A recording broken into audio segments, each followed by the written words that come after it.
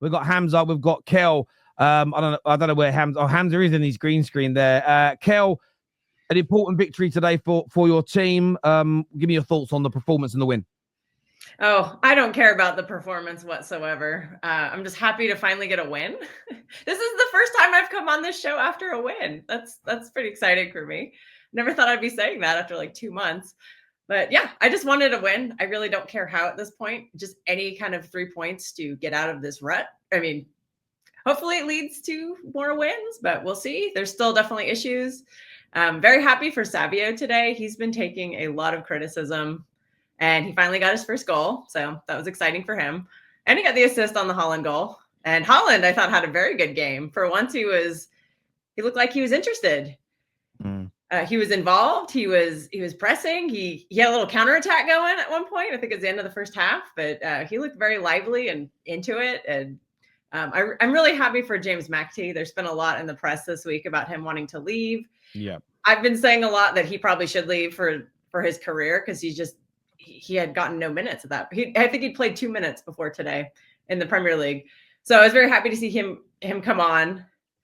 And he contributed heavily to that second goal, which we desperately needed because this team has had a hard time keeping a clean sheet. And I was shocked they did today.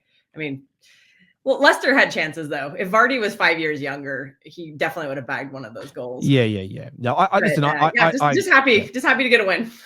No, and I agree. And listen, I think every City fan worth their salt knows that wasn't a perfect performance. A lot of the problems in the previous 12, 13 games were on view today. However, getting the win right now is very, very key to start building that confidence up again in your side.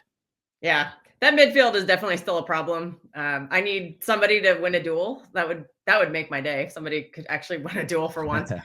Well, and the back line still has problems, but McAtee did, and this is Hamza was saying the other day. There's no options left at the football club. McAtee was one of them. He come on today, and in 20 minutes put in a performance that's above and beyond the majority of that midfield in the past 2 months.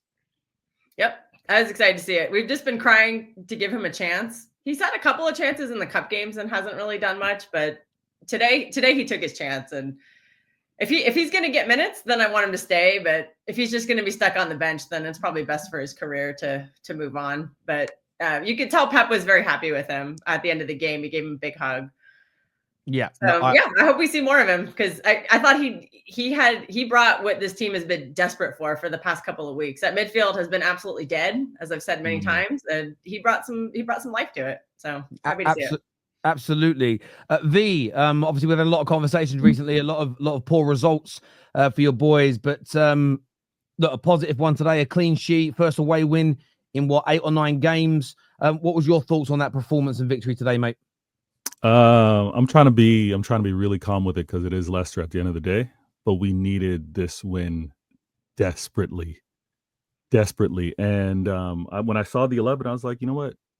Let's go out and get this. I'm happy with the performance overall with regards to the 11 that Pep selected, as well as the subs that he brought on. And when I'm watching these games, Terry, and I've said this to Mo kind of scoffs at it, but regardless of the opponent, I'm trying to see how my players continue to play through this adversity. I want to see how these players are going to try and work their way out of this terrible form. And a few games ago, I said, listen, why are my players gun shy? Why are my players not releasing passes? Why are my players not taking shots? The first goal is what I've been asking for. Take a shot. Someone other than KDB, take a shot. And Foden did that. Keeper tried to do his best, and obviously it resulted in Savinho getting on board. And same thing. Like James McAtee came on, and it's the same. Be aggressive. Take on a player.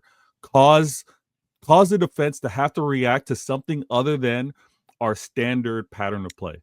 And the criticism with regards to Pep, has he exhausted everything? Of course not. But has he not tried to make changes? Absolutely. He wasn't stuck in his ways and saying, you know what, it's the same 11 week after week. He's been trying to.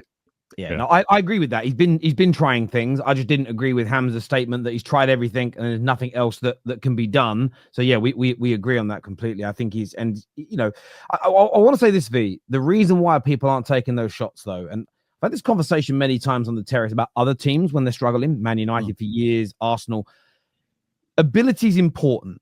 I don't think, and I've said this on many shows, that all these City players have lost their ability. Some of them, their legs have gone a little bit, Ilkay Gundogan, KDB maybe.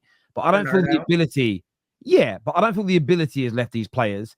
What's gone is their confidence. And when you have a team that's struggling on confidence, they could be the best squad in the league. If they have a massive drop in confidence, they could become the 10th best squad. Like, their ability can be impacted by the confidence. They don't take the shots. They don't take the chances with the through balls. They hesitate when they're... I mean, look at Guardiola defensively. That man, since you've signed him, by and large, has been amazing. I'd say in the last 2 months, he's made more mistakes than in the previous 18, 19 months combined. That's nothing to do with his ability. It's all to do with his head. And that's why I think wins are so important, because the wins are going to regenerate that confidence. 100%. And there's also been, and again, I can already picture all the rivals in the chat being like, shut up, Vader. What are you talking about? But we can't escape the injuries and the rotation. I happen to have witnessed and saw when Pep was doing, and all of you that do your fantasy football hated Pep doing this, but when he was doing his rotation or Pep roulette, right? You couldn't guess who he was going to start. And that was because he knew how to, when players were showing a little bit of mental fatigue as well as physical fatigue, I'm taking them out. We haven't had that liberty. I think Gavardiol has been unfortunate in terms of how often he's had to play left center back, as well as left back, left full back, left wing back. Like, he's been asked to do a lot. I think it's kind of caught up. But to go back to your earlier point with regards to confidence, this is what makes KDB absolutely amazing, is because he doesn't suffer from that. Whether he's just coming back off of injury, whether he's just been subbed on, he, in his mind, has the green light. And it's something that obviously you can't teach players to have. Like, confidence is something that you either grow to acquire. What just happened? What's the drama? Mo Salah had a chance. The save from the West Ham goalkeeper, Areola, is just astronomically good. Poor from AWB, stop tracking Salah. Salah is 6 yards out, almost an open goal, barring the keeper. Good shot from him, but what a save from the goalkeeper. Sorry, I interrupted, but that was amazing. Only a matter of time in that game. Well, in fairness, West Ham nearly scored a minute earlier. It was just end-to-end stuff. I hear you what you're saying there, V, and I think that, look, injuries certainly play a part. There's no doubt. Again, I haven't denied any of that in the last few weeks. I give City the same courtesy that I'll give every other single team, because when you lose some of your best players to injuries, it certainly has an impact. Before I go to Hamza, Judge Mo, obviously the City game was on.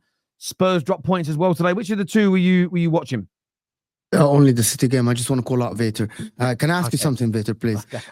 Yesterday, you were on the show with me, and you literally said that Rodri spoke about it's a fantastic show. Absolutely with you. Always great with you. You called out the Arsenal fan base, and you emphasized what Rodri said about the mentality and them caving and them not playing progressive football and all this stuff. So did you think about the same thing today when you playing relegation fodder Leicester away from home, and you defended like champs in the second half, allowing Leicester to have 60% position? Or that was different because you were winning 1-0?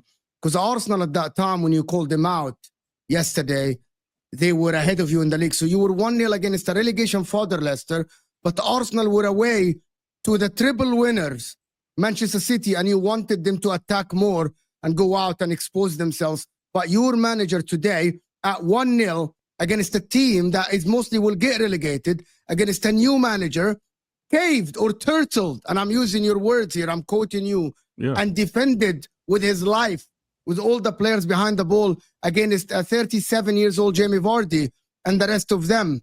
So did you think about that, or that is different because it's Arsenal? No, that is different because it's Arsenal. It's the same? It is the same. So City are allowed to defend, and Arsenal are not?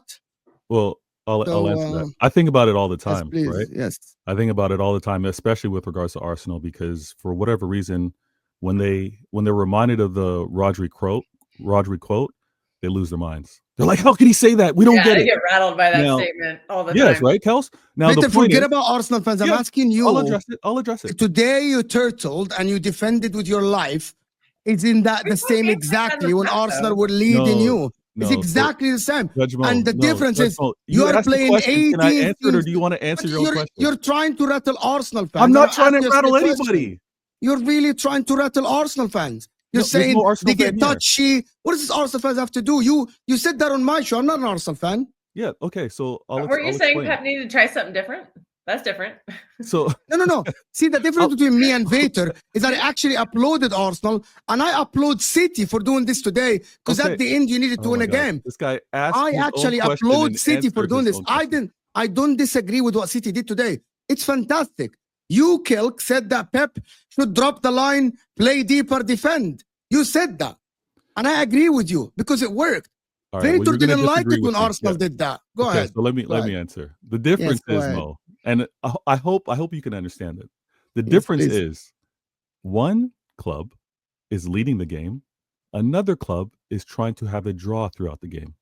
You're criticizing what Pep did today or what City did after going a goal up. I didn't criticize them. No, so don't put words on my mouth. I never criticized my them. apologies. You're not criticizing. You're trying to draw comparisons to when Rodri mentioned Arsenal playing for a draw, and today, because you're bringing it up, you're joining me on this post game about City being 1 goal up and then defending a lead, not trying to hold out for a draw because they're 1 point up in the league. I tried to explain it more. Guys, jump in a second here. What this is potatoes. Okay. Yeah. Sometimes teams are drawing and they're very happy to be pragmatic and try, because by the way, a lot of teams win nowadays in transition, or as I call it, the counter attack.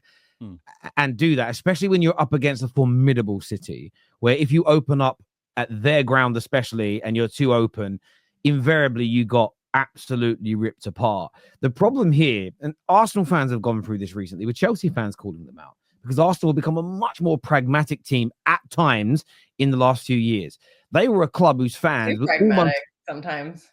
Yeah, maybe. But the point I'm making is, Kel, is that as a fan base, they ripped into Chelsea in the mid-noughties for being a pragmatic team at times.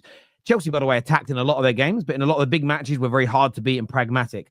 And Arsenal fans ripped into them.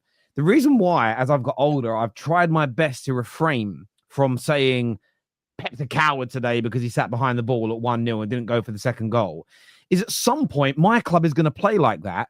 And I just don't want the kind of questions Mo posed right now, because yes, there's different contexts, but at the end of the day, at times we all need, at times, whether it's injuries to a squad, going for a bad period in time, or you're against a superior team, there are times when every single one of us, we're all slagging off Spurs at the moment because they don't know when to be bloody pragmatic. And there are times when you have to be. It's as simple as that. So yeah, no, it is funny now watching City fans celebrate a win after being pragmatic. However, it was always going to happen at some point because that's the cycle of football. It's great.